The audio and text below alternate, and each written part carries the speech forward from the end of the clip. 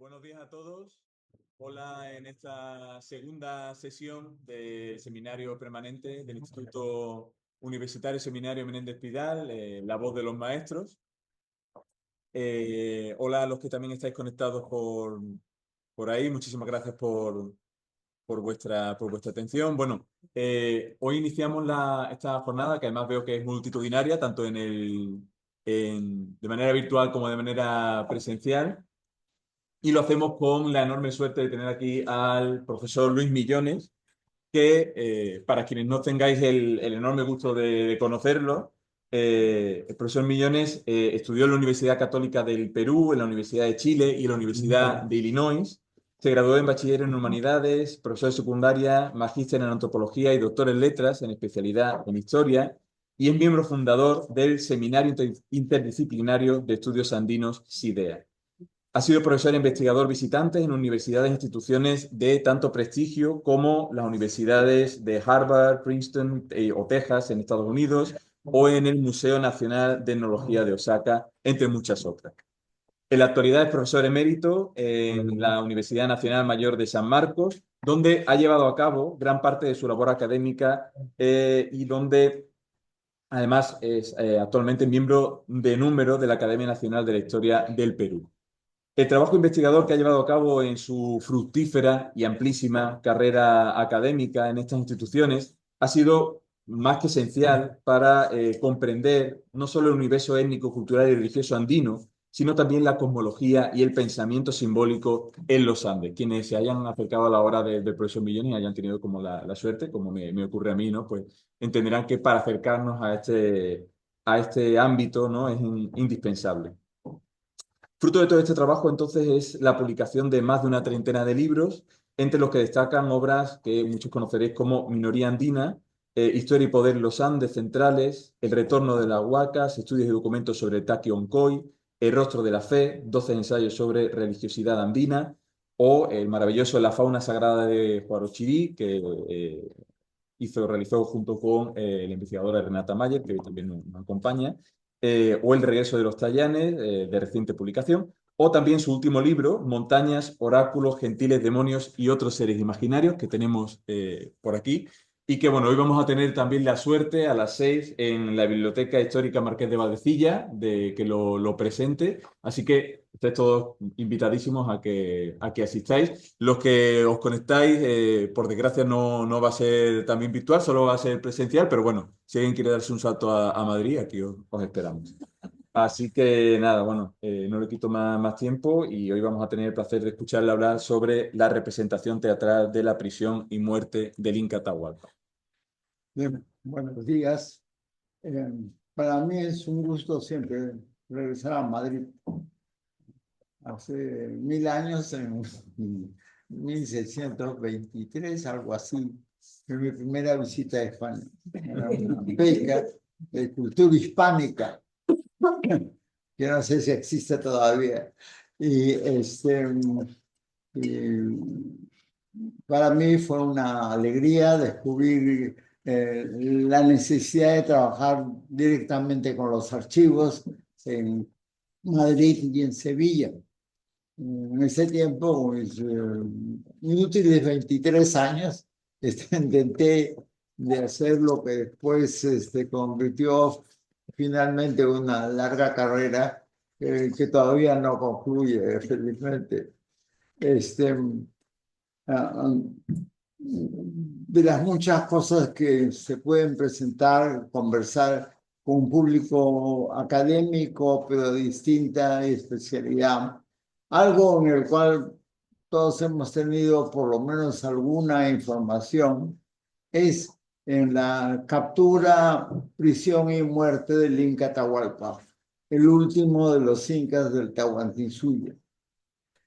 Este proceso que impactó tanto a la población andina que en el total de Tahuantinsuyo alcanzaba 9 millones de habitantes, ¿no? Y que cayó en menos de un siglo a la cantidad de menos de 1 millón de habitantes, si es cierto lo que dicen los demógrafos. Fue de tal impacto que no solamente el hecho histórico o la tragedia que significó para la población de origen o de dominio incaico, eh,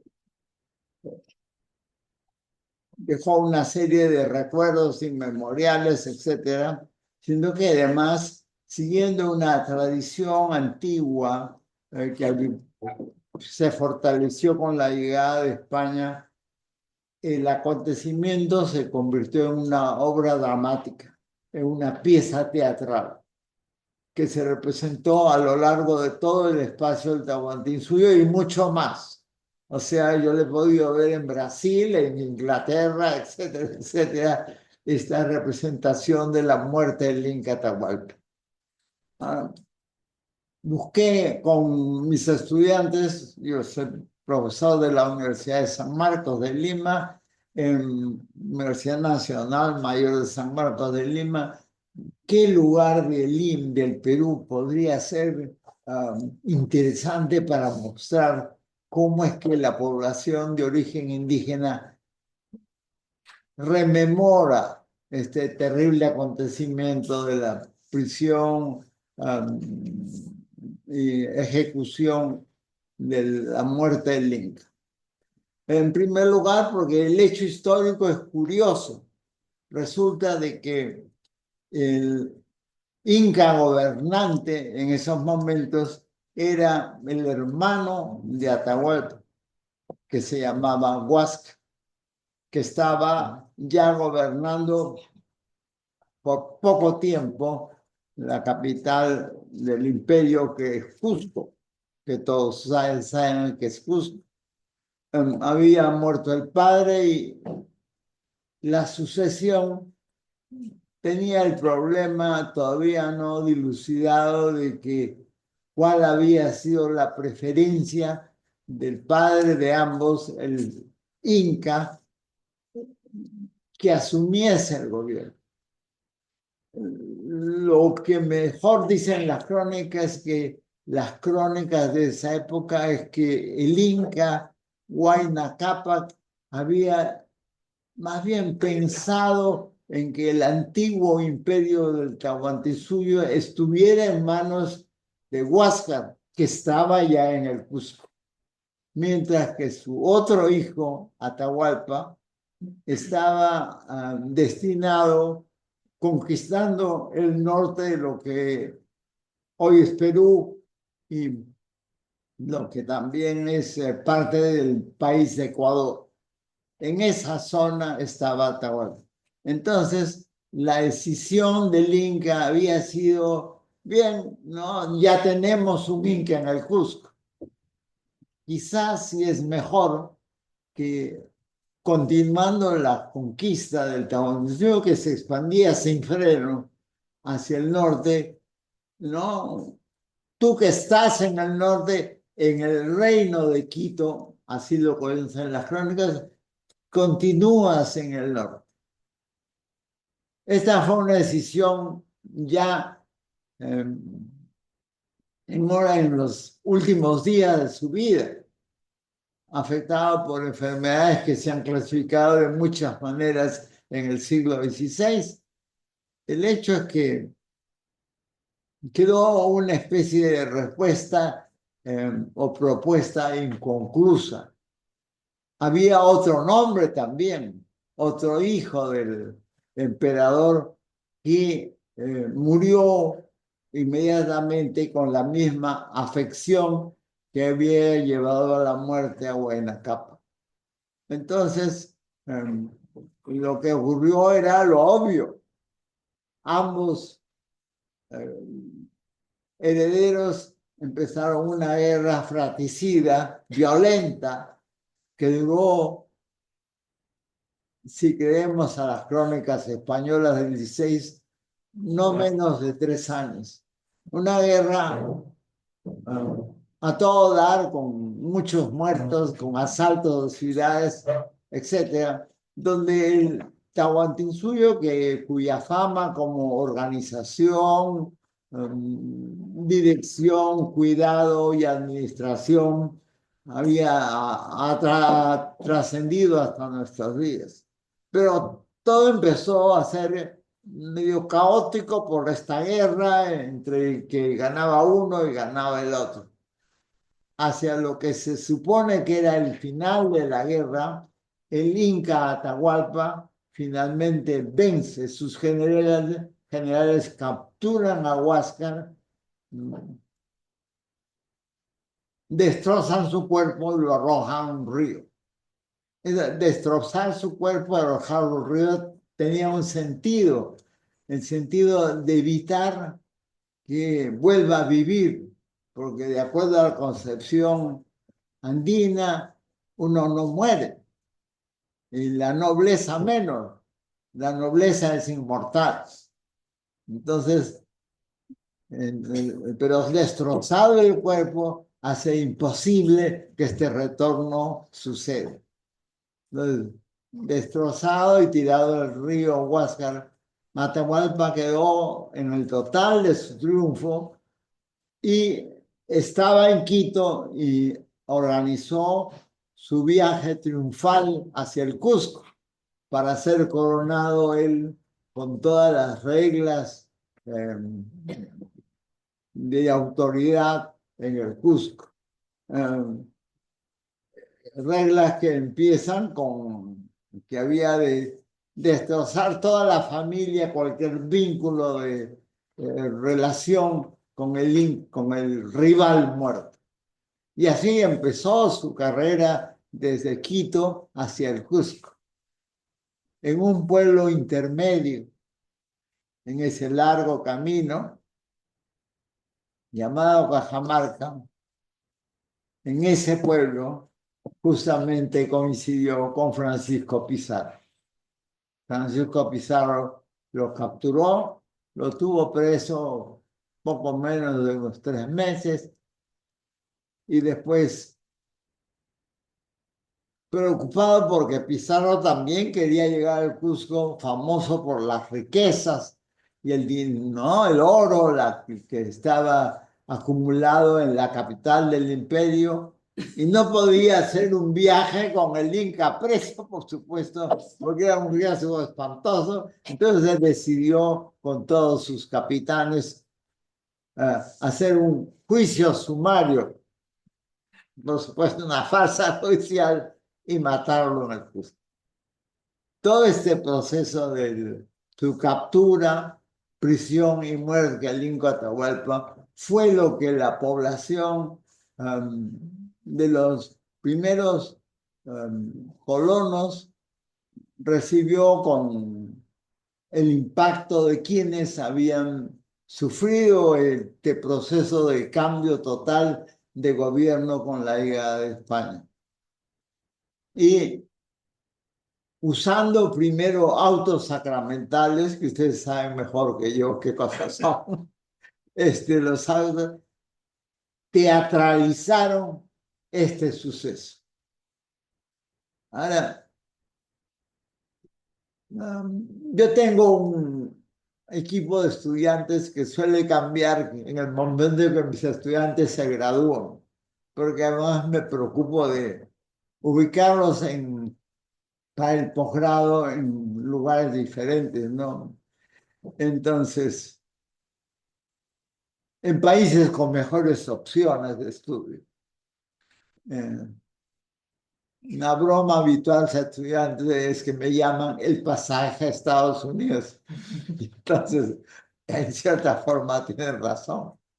Entonces, el grupo de estudiantes de ese año, de los años 80, lo verán en la pizarra, me acompañó en la búsqueda de cuál sería el lugar en que esta representación dramática tenía mayor calor, más expresivo, ¿no? De alguna manera reflejase el espanto de un pueblo que de pronto descubre que ya no tiene emperador, que no tiene administración, que no tiene distribución de la tierra, etc. Que el sistema de caminos se ha interrumpido, que el centro ya no será Cusco, sino Potosí, donde está La Plata, y que la capital administrativa será Lima, que está absolutamente fuera de su circuito de recorrido. Entonces, buscando ese lugar, decidimos, de todas las noticias que teníamos, en la sierra central del Perú, en una zona que hoy día es minera. En esa zona había un pueblo que se llama Carhuamayo, que significa río de Carhua, es el nombre del pueblo. Y en ese Carhuamayo, Mayo significa río. Y en ese pueblo había una representación que había tomado un cierto prestigio, no en la capital, sino más bien en el contorno de la sierra del Perú. Como ustedes saben, Perú está formado por 3 cordilleras que se unen 2 veces en cordilleras. Estamos hablando siempre de un territorio por encima de los 4.000 metros. Y el pueblito de Carhuamayo quedaba ahí.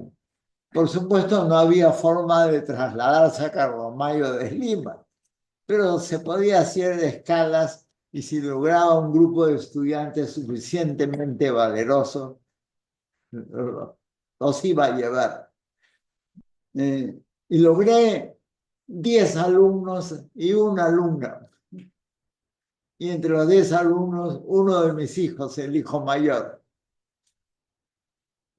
Conseguí que una ONG me prestase un equipo de grabaciones para grabar en quechua, español o lo que hablasen. Y algo de la música, si es que había.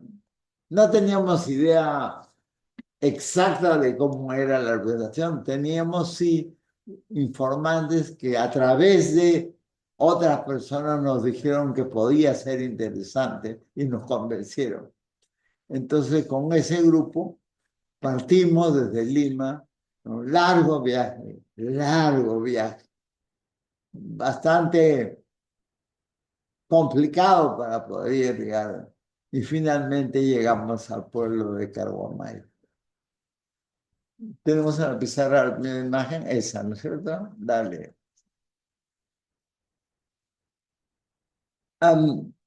Ya, el mapa del Perú es exacto para ubicar por lo menos el centro del Perú. Estamos encima de la cordillera de los Andes, más bien encima de uno de los nudos de la cordillera de los Andes.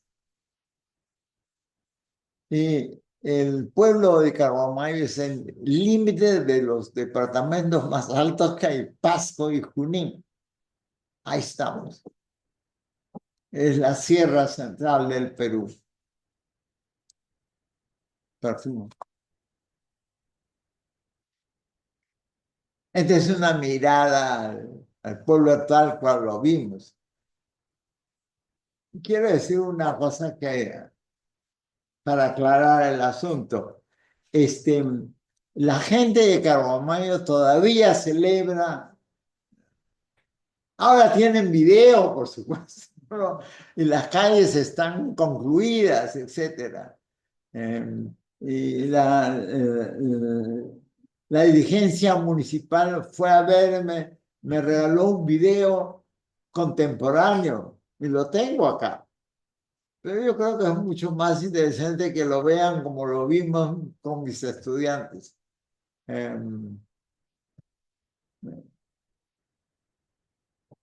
El pueblo no, ese era, no, ese es su centro, es decir, el resto eran simplemente casas rústicamente construidas. La llegada de 11 estudiantes de Lima, de San Marcos, causó perplejidad a las autoridades del pueblo y lo único que nos ofrecieron fue que dado que la construcción de una casa comunal se termina así, hay un espacio vacío entre las dos puntas que se unen y el techo real de la ciudad.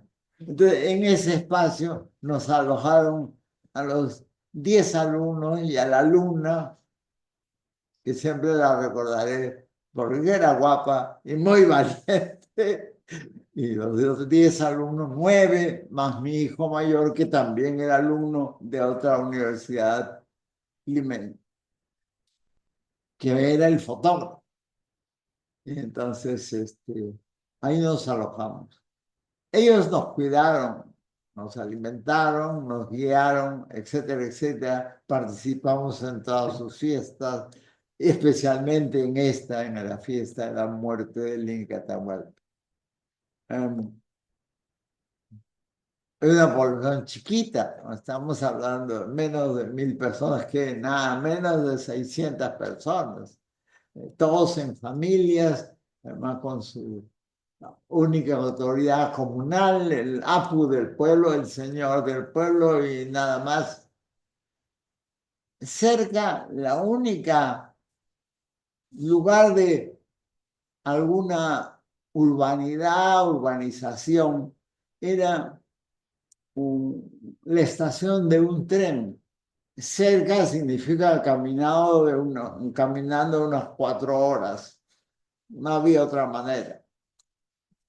O consiguiendo quizá un burro, que no había mucho porque el pueblo era pobre. Y en esa estación de tren había llegado un grupo de Cusco, invitado por la compañía minera que había colocado esa estación.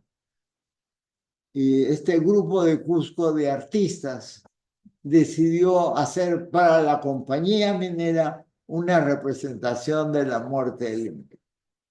Entre el público que asistió había uno de los campesinos de Carguamay. Y entonces él llegó, miró por primera vez y por única vez una fiesta de la muerte del Inca que no llegaba ni se hacía en su pueblo. En su pueblo había una fiesta de la ñusta de la princesa. Y esta fiesta de la princesa terminaba cuando la ñusta, decidida junto con las mujeres de la comunidad, arrojaban del pueblo a pedradas a pisar. Y entonces este comunero que había visto la representación de la muerte del Inca decidió que, ¿y por qué no hacemos nosotros? Entonces el pueblo se reunió, la comunidad, y él presentó su propuesta y fue totalmente rechazada, porque una tradición propia no puede cambiarse porque usted la ha visto en el ferrocarril. No, no. Insistió los años siguientes, a los 10 años, cuando él llegó a ser uno de los dirigentes, logró que cambiasen la fiesta de la ñusta del pueblo por la muerte del Inca Atahualpa. Por favor, la que sigue. Y ahí está. Este es el cartel original del año 84. El que tienen ahora, por supuesto, está mucho más elaborado, ¿no? Aprovecharon que era la fiesta de Santa Rosa de Lima. Alguna vez, si tengo la oportunidad, les contaré cuál es la relación de la fiesta de los santos y las fiestas tradicionales, pero esa es una larga historia. Entonces, aprovecharon la fiesta de Santa Rosa de Lima para hacer el programa de la muerte, prisión y muerte del Inca Atahualpa. Next. Esta es la iglesia de Caroma, pequeñísima, ¿no? Y muy simpática por eso. El tema del cristianismo de las poblaciones indígenas es un tema que, por supuesto, es largo de explicar. se ha concentrado mucho en el esfuerzo de convertir a las poblaciones indígenas de los Andes. Ustedes en las crónicas probablemente el más fácil documento que encuentran es que tal sacerdote fue a tal pueblo y convirtió o intentó convertir a la población indígena. Esto, por supuesto, es un problema insoluble. Felizmente tenemos un nuevo arzobispo, un poco imbuido por Papa Francisco, el cual tuvo la gentileza de llamarme, me dice, doctor Millones, en sus libros usted nos ataca, pero yo creo que tiene razón. Sí, realmente el tema, me dijo el arzobispo, el tema es exactamente como usted lo dice, cuál es el grado de conversión al que aspiramos y qué cosa es lo que logramos. Así que yo le pido que me haga un curso para el clero sacerdotal. Y lo hice con mucho gusto. No sé si aprendieron mucho, pero en fin, me esforcé y ellos también. Next.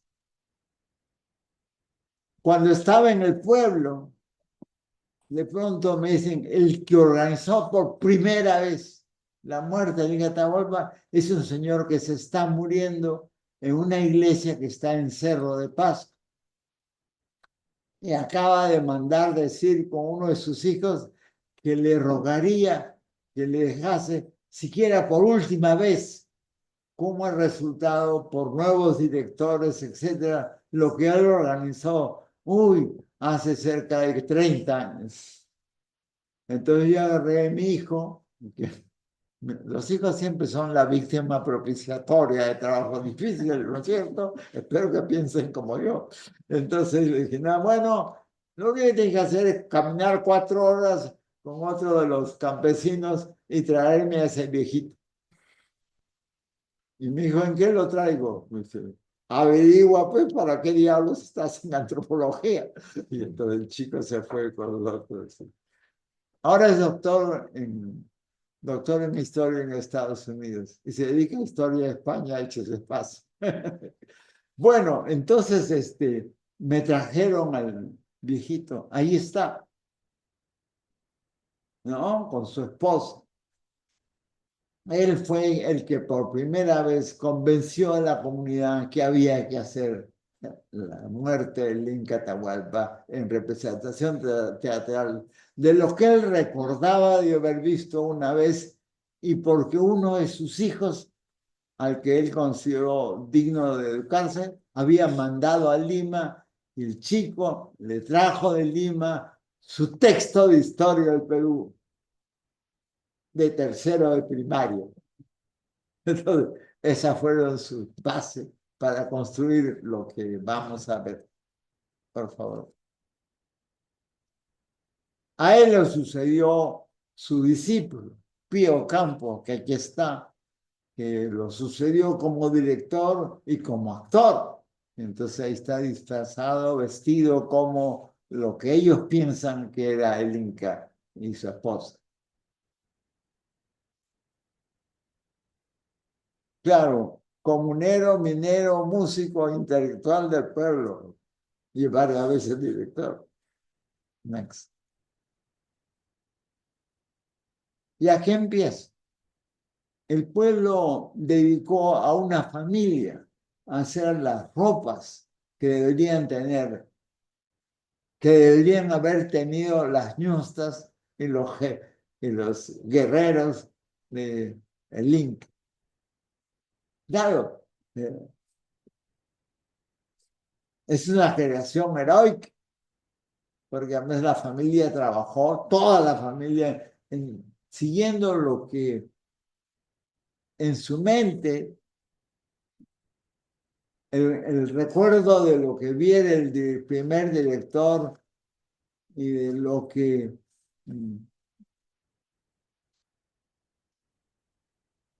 de lo que el pueblo pensaba a través de la lectura de ese texto de tercero de primaria, podía producir. Y ven que es una cosa muy simpática, ¿no? Realmente. Next, por favor. Esta, por supuesto, el motivo es una enorme fiesta, gran fiesta, ¿no?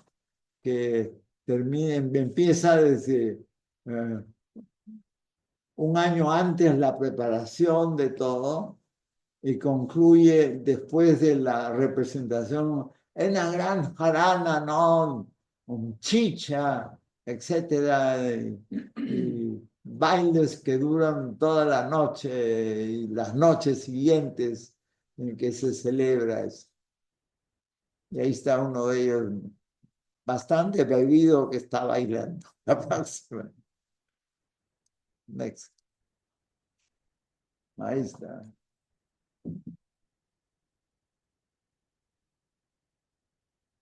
Next. Y claro, el Inca. Hoy día la celebración, el Inca tiene una anda que le han construido de madera, etcétera. En ese momento se hizo así, esos años, ¿no?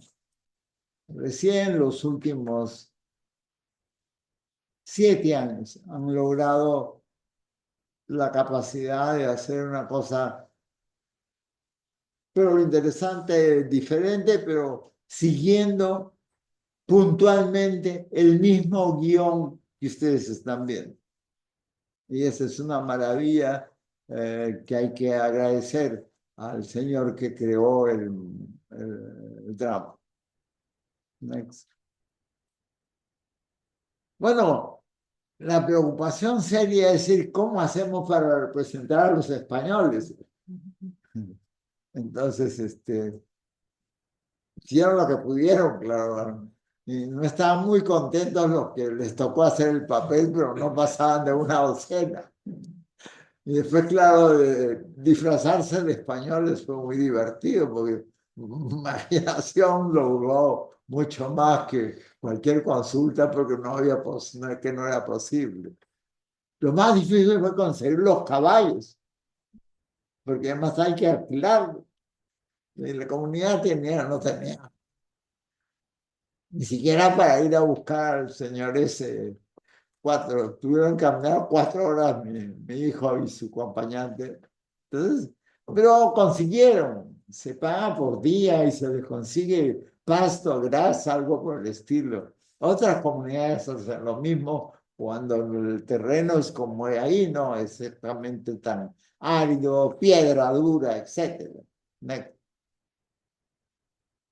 Bueno, las crónicas hablan de un Felipillo que logró, en realidad fueron 4 traductores, 3 de ellos que encontraron en la costa norte, donde la población que en el Perú se conoce con el nombre de Yunga, por el hecho de ser un tránsito entre 2 sociedades diferentes, hablaban varios idiomas. 8 detectó Martínez de Compañón, que fue el obispo de esa zona. 8 idiomas, de los cuales no conservamos ninguno, sino apenas un vocabulario de 46 palabras. Los lingüistas en el Perú están en pecado. Entonces ahí Hernando de Soto, uno de los conquistadores, acompañado en el pueblo le llamaron Cusichimpu, pero en realidad la historia en las crónicas lo llama Felipillo, el traductor del quechua al español, que había en rapidísimas lecciones aprendió lo suficiente para por lo menos traducir algunas de las palabras y el sentido de lo que decía. Felipillo se hizo rico y participó después ya como un encomendero en la guerra que se estableció entre los encomenderos. Y aquí aparte, si ustedes estudian México, una de las distancias más graves entre México y Perú en el periodo de la conquista tiene que hacer de que en México Hernán Cortés, con todos los peleos, líos judiciales, lo que quiera, él logró que el rey de España finalmente se hiciera el tránsito de la conquista, de la guerra, de la conquista, a el sistema colonial. Y no hubo finalmente problema. Hernán Cortés murió probablemente siendo el rey más rico del mundo. En fin, cuando reclamó que lo hiciesen el Marqués de Oaxaca o cualquiera de los cabos escudo de armas, el rey le dijo todo lo que quieras tener. Lo único que no puede ser es gobernante en México. Entonces pidió todo y todo le dieron. En el Perú, la situación de la conquista, ese temible siglo XVI, fue completamente distinta. Fue una abierta guerra entre los conquistadores y el rey de España. Y una matanza terrible. Incluso uno de los conquistadores, un hermano de Pizarro, de acuerdo a algunas crónicas, se autocoronó rey del Perú durante 4 años. Y el primer virrey que mandó el rey de España lo colgaron. Y el primer arzobispo del Perú, de Cusco, fue comido por los indios de la isla de Puná. O sea, hay un largo periodo de no menos de 30 años en que España pierde el control de la colonia y los encomenderos construyen lo que entienden que sea su propiedad. Al fin y al cabo, ellos invirtieron su dinero. Esa fue la frase de ellos. No está el dinero del rey. Lo único que quieren es sus impuestos. No. Eso transforma la historia del Perú de la historia de México. No son dos conquistas iguales. Alguien tendrá que alguna vez escribir las diferencias entre las dos conquistas. Espero que lo hagan aquí. Alguien que trabaje el tema. Es fundamental. Es decir, no hay nada parecido. Hay que construir muy bien desde las bases por las cuales. Si no, claro, los mexicanos hacen lo de México, los peruanos hacen lo de Perú, y realmente es necesario. México se ha preocupado más. En México, en secundaria, existe el curso de Historia del Perú. Secundaria. En la universidad es una cátedra obligatoria. Estamos mal. Next. Bueno, aquí con esa bandera española inventada por los carguamainos, no sé si se parece mucho a la de España, pero en fin, no hay que hacer drama. Se supone que están conspirando para, ¿no? Entonces, ¿qué hacemos cuando hay tantas poblaciones indígenas y nosotros somos unos cuantos? ¿No? Y entonces se esconden sobre todo al artillero griego Pedro de Candia, que tenía las armas de fuego, distribuye los pocos arcabuces, él tenía algo mejor. Entonces, confiando en eso, con toda razón, en armas de fuego, caballos y perros de guerra, cuando menos se lo imagina Atahualpa, atacan al enorme cortejo que le había enviado, ¿no? El cortejo de lujo, porque él ya, sintiéndose inca, iba con ese cortejo y su grupo de guerreros más bien estaba concentrado en un costado del lugar de encuentro, que hoy día es la cancha de fútbol. Por supuesto, los peruanos juegan fútbol, muy mal, pero siempre juegan fútbol. Y entonces están concentrados con un general que se llamaba Rumiñahui. Y las instrucciones de Atahualpa fueron muy simples. Cuando estos se mueren de miedo o quieran huir, los captura a todos para matarlos. No, lo que hicieron huir fue la población indígena, claro, espantados con el ruido del cañón, con los caballos de guerra, con los perros y con el propio ejército español, claro, largamente entrenado en la interminable guerra europea, que como ustedes saben, España no logró la construcción de su imperio gratuitamente. Fue un enorme ejército magníficamente entrenado. Next. Bueno, y ahí viene la conversión. A uno de indígena inmediatamente convertido en lo que creen que era el dominico Vicente Valverde. Bueno, ya es una época del 84, más o menos la imaginación de cómo sería vestido un sacerdote no es tan traída en los cabellos, pero ahí va, ¿no? Entonces se supone que el Vicente Valverde va a convertir al Inca Atahualpa. Next. La mayoría de las crónicas dicen que le ofrece, después de un largo discurso, exigiéndole su conversión, que sabe Dios cómo sería traducido al quechua, ¿no? Le ofrece, unas personas dicen la Biblia, dicen unos cronistas, otros más modestamente no la Biblia, ¿no? El breviario, en fin, cualquier los le ofrece. Porque después lanza el discurso, la traducción del discurso del padre,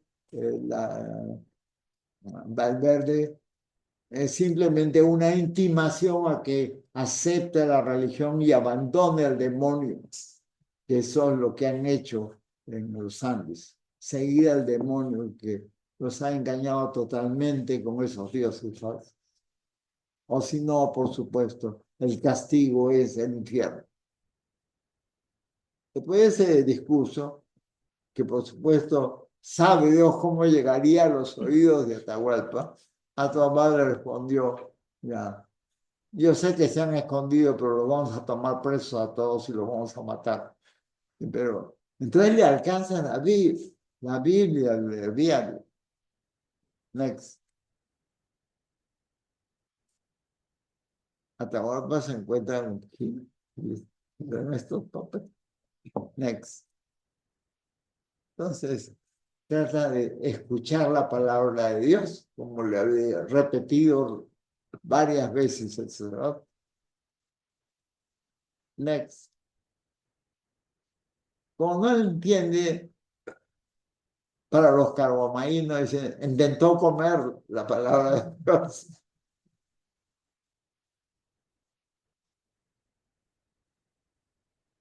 Next.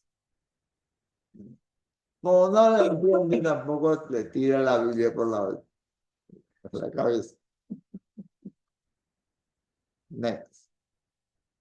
El padre Valverde grita entonces, los evangelios en tierra, atacad. Y cargó y eso es lo que relata la representación que se hace. No, es un laberinto, claro, no es. Nosotros estábamos filmando muy cerca y salimos corriendo porque los golpes eran serios. La próxima. Y finalmente capturan al encantador. Y aquí viene el largo proceso de más de un mes, 2 meses, de la negociación. O sea, inmediatamente los incas se dan cuenta de que a los españoles en realidad lo que les interesaba era el oro y la plata, y que a esa construcción de sus representaciones religiosas en gran cantidad está conformada de ese material, sobre todo en Cusco, pues estamos en Cajamarca, o sea que la representación se supone que es en Cajamarca, o sea que hay el largo camino peligroso de emprender, puesto que no se sabe cuántas otros combates tendrían que sufrir. Next. Entonces negocia. La negociación, por supuesto, es una trampa. Pero sí se le exige a Atahualpa que se bautice o si no, lo queman.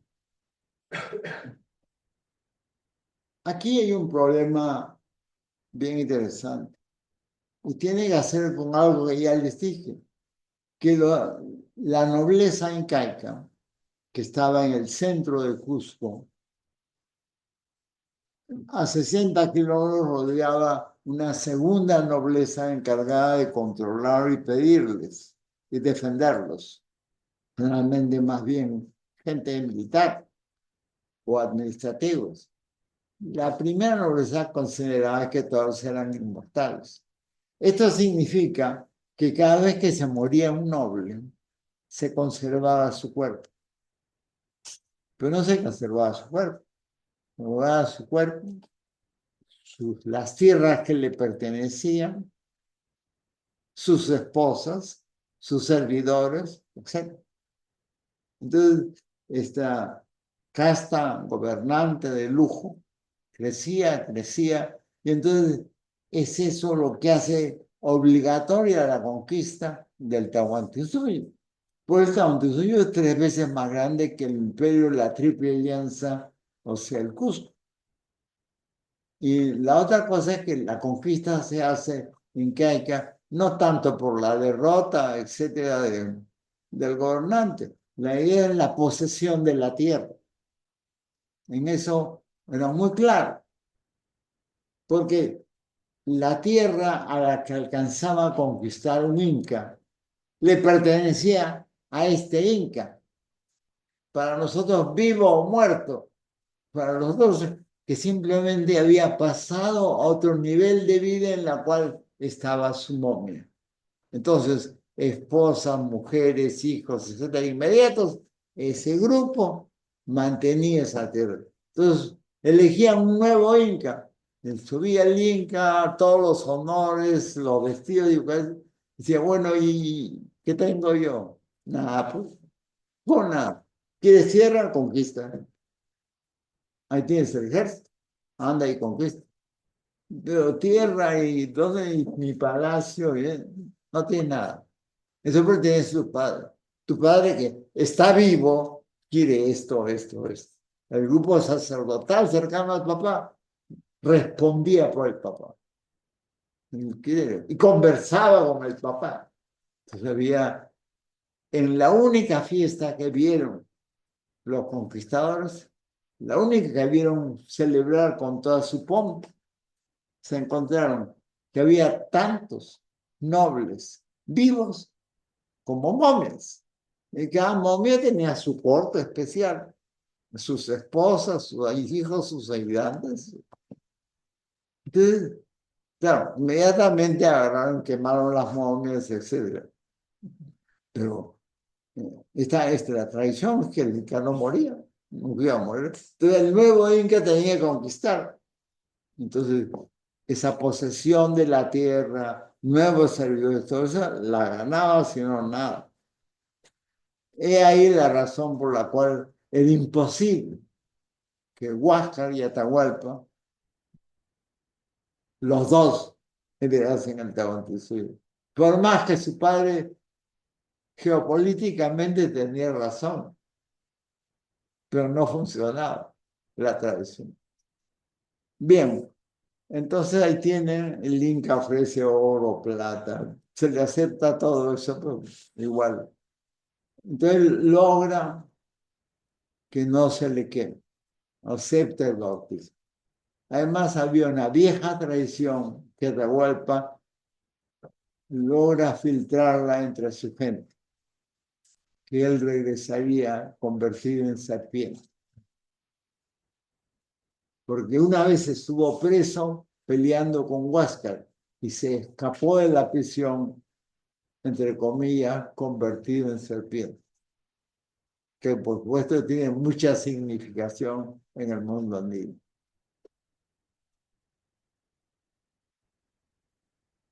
Next. Y claro, la sentencia es que, bueno, queman un poco de su ropa para decir que él realmente merecía que se le queme, pero no se le quema. Decían matarlo por la pena, en ese tiempo se llama la pena del garrote. Next, por favor.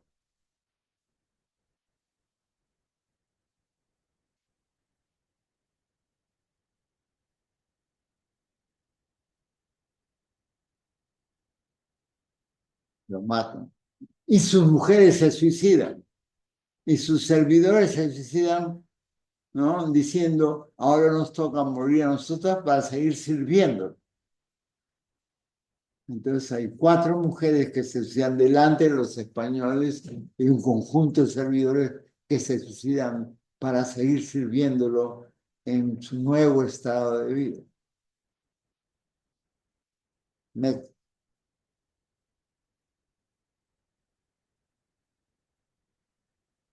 El cadáver del Inca fue sepultado en la capilla de Cajamarca, donde fue raptado por uno de sus hermanos, Cusi Yupanqui se llevó a la guerra.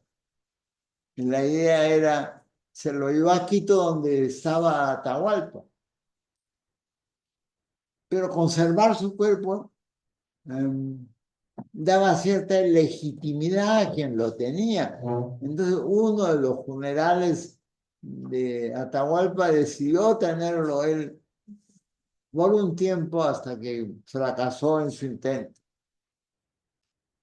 Después hay una querida colega mía que se llama Tamara Estupiñán, ecuatoriana, que ha dedicado su vida a buscar dónde diablos enterraron a Atahualpa. Ella cree haberlo logrado y pongo el dato, lo tienen en la pizarra, aunque el resto de colegas ecuatorianos tienen sus serias dudas.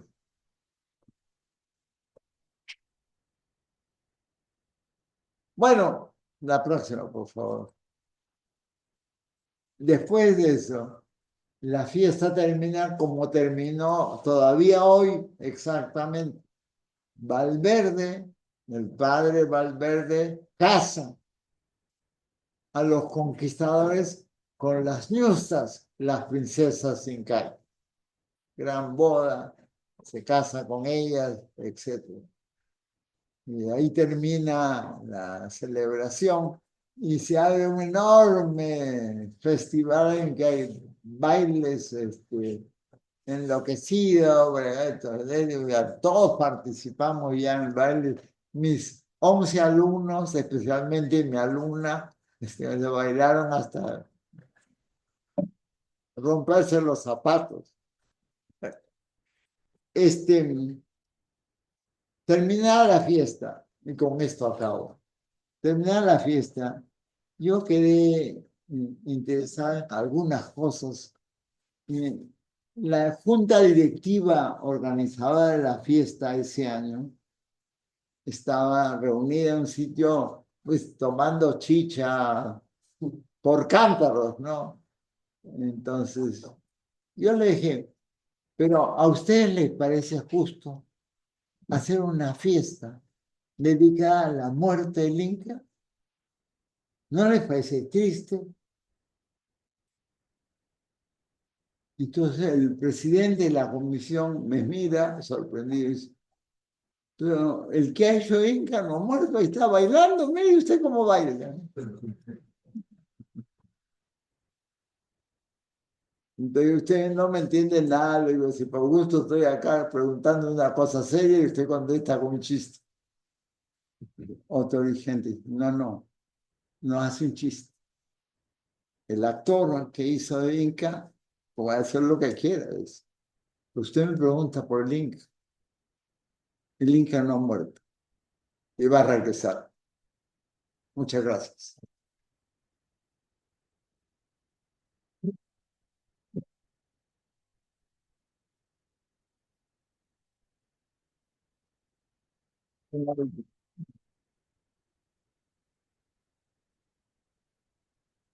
Bueno, muchísimas gracias, Luis.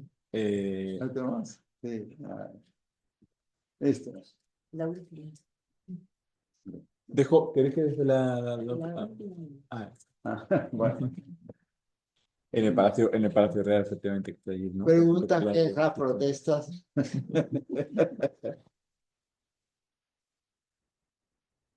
Si alguien tiene alguna pregunta, algún comentario. Si alguna vez ha vuelto a... Si has vuelto a Carhuamayo. Mucho. Ay, Si has no, mucho mejor. Me traje a toda la dirigencia de Carguamayo a mi casa y me enseñaron lo que tengo aquí, también la versión ahora en un video de Carguamayo. Técnicamente lo han hecho bien y han seguido exactamente el guión que ustedes acaban de ver. Yo diría que necesito un filmador para que reacomode la tecnología del video. Carbomayo ha mejorado la ciudad más o menos, pero ninguna ciudad a 4.000 metros en la cordillera central es algo que se pueda trabajar mucho. En primer lugar, porque ese no es el centro de interés del país, que está mucho más concentrado en la explotación minera. Y no está en ese sitio. Ahí paran los ómnibus que llevan y traen, pero son simplemente una estación de ómnibus. Sí, hay dos preguntas, a ver, ladies first. No, la mía es muy sencilla. Nadie se ha interesado por reproducir o hacer algo parecido en el pueblo. Cuando usted llegó, transformó, No. me imagino, aunque los antropólogos dicen que cuando llegan nada cambia. Yo me imagino que ahí hay una transformación muy profunda por su presencia. Muy justa su pregunta. La tradición que había era pues, la muerte de la colla, o sea, otra fiesta. La otra fiesta que concluye cuando las collas se sublevan y persiguen a pedradas a pisar. La aparición y construcción de esto no había sido hecha en Carguamayo antes. Pero la tradición de la muerte del Inca Atahualpa la encuentran hasta en Brasil. O sea, contemporáneamente, por favor, en todas partes, Estados Unidos, en todas partes se ha hecho evolución. Pero esta fue la primera vez que se hizo en esa comunidad. Y allá no se ha vuelto a repetir. Todos los años se repite en esa comunidad. Todos los años. Todos los años. Cuando ustedes se marchan, sigue, se sigue montando hasta hoy. Antes había también, Eso es lo antes con el interesante. viejito que salió, empezó él. Y fue esa noticia que yo recibí. Y después que nos fuimos, siguió, todos los años se hace. Y cada vez más, Eso es lo más impresionante, porque la gente tiene un poco más de dinero, porque el pueblo es un pueblo que está en las alturas y comunica la costa con la sierra y la selva, es el paso a la selva. Y aparte de lo que Lucho dice, que el pueblo o la zona es más interesante que las minas, las minerías, en realidad el nuevo negocio es la coca. Entonces es probablemente que el paso el pueblo viva y tiene ahora el negocio de los camioneros, que ya no se usa el tren, y los camiones van hasta la selva, hasta Pucallpa, está etcétera. abierto, claro. Está abierto y entonces el pueblo ahora tiene más dinero para su festividad. Y hasta hacen un licor y hacen una fiesta, han sacado una agenda, se ha modernizado, como dice, el mismo pueblo ha hecho un video que nos trajo 2 semanas antes que viniésemos acá. Hay una pregunta ahí atrás. Lo que es curioso es que en México no haya nada parecido con respecto a Moctezuma, a la muerte de Moctezuma, como representación teatral. las representaciones teatrales mexicanas más populares, que además son recientes también, como el caso del movimiento del juicio de Atahualpa. Que en México no existe tantas representaciones de la muerte de Moctezuma como en el Perú. No hay, no. Lo que es teatro popular, por ejemplo, el acto de Carlomagno, ¿no? Que es de una hay bastantes también. Imagino que ustedes también están familiarizados con el profesor mexicano Eduardo Matos Moctezuma. Entonces, Eduardo y yo escribimos un libro que se llama Moctezuma y Atahualpa.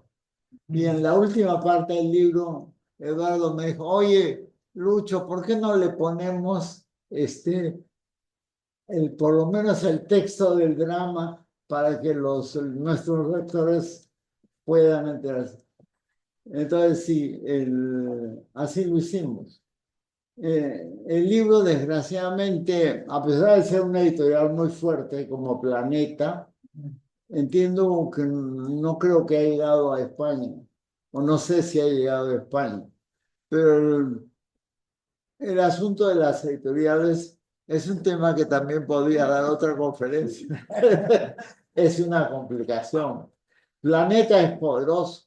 Planeta, una vez al año, en diciembre, tiene un festival en Guadalajara. Y ese festival de Guadalajara al cual nos invitaron es un festival en el cual Editorial Planeta toma la ciudad de Guadalajara y da espacios del tamaño de una manzana que quedan chiquitos para las distintas editoriales, Fondo de Cultura Económica, etcétera, etcétera. Pero el total de la ciudad lo tiene Planeta. Planeta, ¿no? Y yo quedé asombrado por la cantidad de dinero que manejan. Planeta nos pagó a nosotros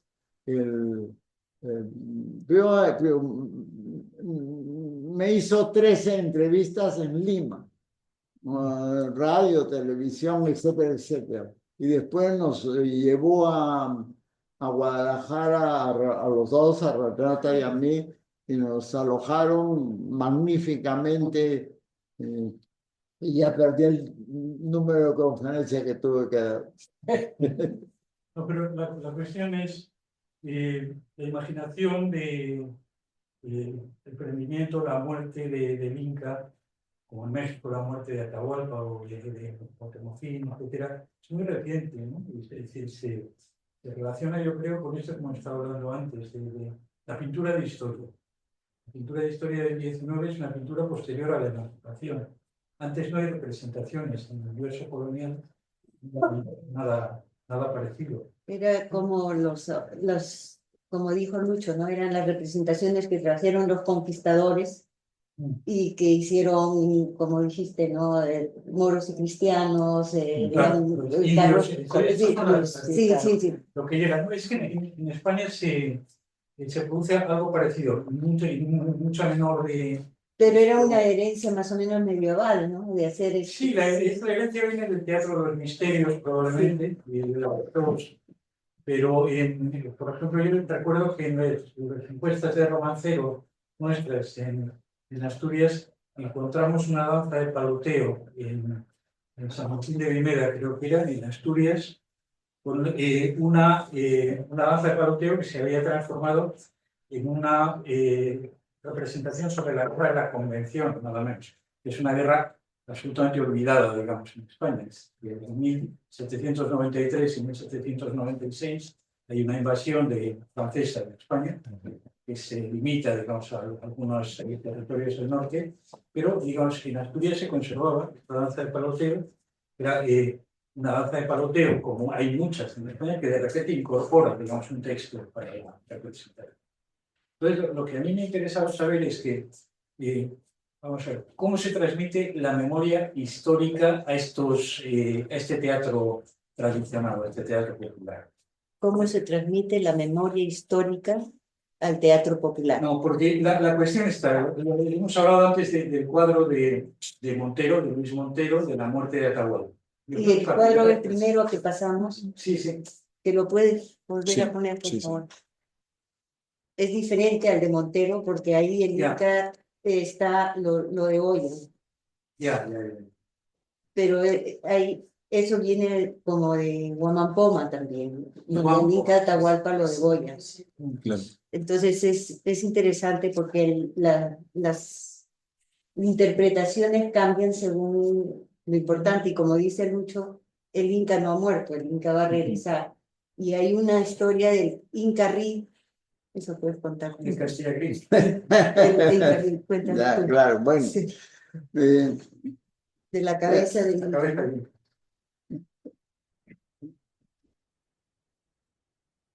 el retorno del Inca es un gran tema, enorme tema. Se hizo notorio en los años 70, donde un grupo de investigadores trabajó eso. Varios de nosotros encontramos que en distintas comunidades la propuesta del regreso del Inca.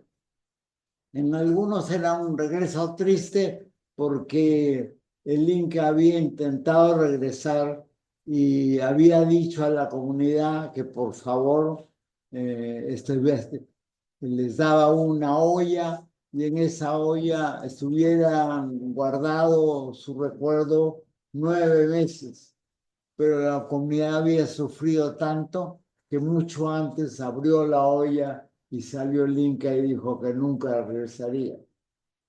Otras comunidades más entusiastas, el recuerdo del Inca pareció como una promesa que estaba detenida por un tiempo, pero que dadas las circunstancias sugeriría. Además, hay el recuerdo del Inca dio origen a movimientos mesiánicos. Notorio es el movimiento de, tú me lo pediste, del Taquionjo, ¿no? El baile de la enfermedad o la enfermedad del baile. Este fue descubierto aquí en el 63, me tocó a mí descubrirlo. El tema ahí, la propuesta es de que el Inca, el líder de ese movimiento, que se llamaba Juan Chocne, anunció que el Inca regresaba y consiguió el apoyo de las montañas. Esto es muy importante pensando en la charla que voy a dar a los estudiantes. O sea, la montaña es la representación de la madre tierra que puede hablar con las personas. O sea, la montaña no solamente es el ápice de una construcción que se dirige al cielo, sino que se dirige al cielo y entonces controla los fenómenos del cielo, rayo, trueno, y rayo, trueno, etcétera, y lluvia. Entonces, la montaña es muy importante y además habla con los hombres. Y cada comunidad tiene una montaña con la cual conversa. Hoy día, por ejemplo, en lo largo de todo el Perú, después de la cristianización, cada montaña se ha colocado una cruz encima. Eso no es gratuito. Se ha comunicado porque descubrieron que la gente, entre comillas, adoraba las montañas. Y entonces una de las preocupaciones del clero era justamente tratar de extinguir este cariño, adoración a las montañas. En 1909, Renate y yo y mi equipo fuimos a una comunidad que queda en Ayacucho. Y entonces, rodeada por cerca de 50 montañas o algo más. Y en la fiesta de las cruces, en mayo, cada comunidad baja la cruz y la lleva a la comunidad que tiene una iglesita donde hay un sacerdote. Entonces, hay una carrera en el pueblo y entran una cruz a la iglesia, el sacerdote bendice esa cruz. Entonces, en 2009, 2000, yo le pregunté, le dije, oiga, padre, ¿y usted va y bendice, cuando vienen acá, ¿a qué bendice? ¿A la cruz o al cerro? Y el cura se quedó frío. Y me dijo, ¿para qué me meten problemas? Yo no, a mí con que me traigan, lo que me traigan lo bendigo. Después llegó el nuevo arzobispo, que me había dicho que él estaba en desacuerdo con esto. Y yo, entonces, ustedes ahora, ¿qué cosa? Pregúntenle al nuevo párroco de ese pueblo, pregúntenle si piensa lo mismo. Entonces le fui al nuevo párroco y le pregunté, ¿y es cierto que usted también bendice y no sabe que salir? No, yo estoy convencido que son dos cultos diferentes. Mi misión como sacerdote es que los dos cultos progresen, porque al fin y al cabo son respeto a Dios. ¿Qué piensas de lo de Patriciano, por ejemplo, de un altar en las cumbres, de los sacrificios? Ese es otro tema. Una pregunta, queja, protestas. Sí, por aquí. Dime. Nos ha hablado de la existencia de una tradición anterior en el pueblo en el que las collas apedrean a Pizarro y me parece, desde la ignorancia, una tradición muy diferente a la que ha venido a sustituir con la muerte de Atahualpa. Entonces, a pesar de que al viejito le llevó 10 años conseguir que se instaurara esta nueva representación, me parece chocante. No sé si la tradición anterior era una tradición larga que existía también en otras zonas, o sea, era una tradición muy asentada ¿cómo fue de fácil el cambio de una representación en la que digamos las indias eran las triunfantes y además eran mujeres, a otra representación donde parece que es al revés, el fracaso es el del indio, el que resulta muerto y donde las princesas han desaparecido. Me parece que hay una diferencia grande entre una tradición y otra. Dice que la tradición anterior era una tradición donde las collas triunfaban porque perseguían a Pizarro, y que la tradición nueva que introdujo el señor, porque había visto la teatralización en Cusco, es al revés, ¿no? Las collas hacen un papel secundario y el Inca es más importante. Y además ha muerto el Inca, quiero Además, decir, al una final- parece de triunfo y otra parece de fracaso. Lo que pasa es que realmente la explicación completa de la tradición anterior en la cual las collas apedrean a Pizarro no la tenemos completa. Pudo ser por otra razón. ¿Qué cosa había detrás de eso? De todas maneras, lo que hay es un rechazo a la cosa española, pero debe ser mucho más complicado. Lo que pasa es que quien cambió la historia trastornó completamente, eliminó la tradición anterior para poder poner este relato completo. ¿Y la tradición anterior también era una tradición extendida en otras zonas o era...? No sabemos, ¿no? Porque Lucho la vio en ese pueblo, le explicaron en ese pueblo. Pero lo interesante es que Lucho le dijo al señor que hizo todo el trabajo de cambiar, ¿por qué tanto esfuerzo en cambiar una tradición? Sí. Y entonces el señor le dijo, mira, ¿qué somos Tarhuamali? No somos nada.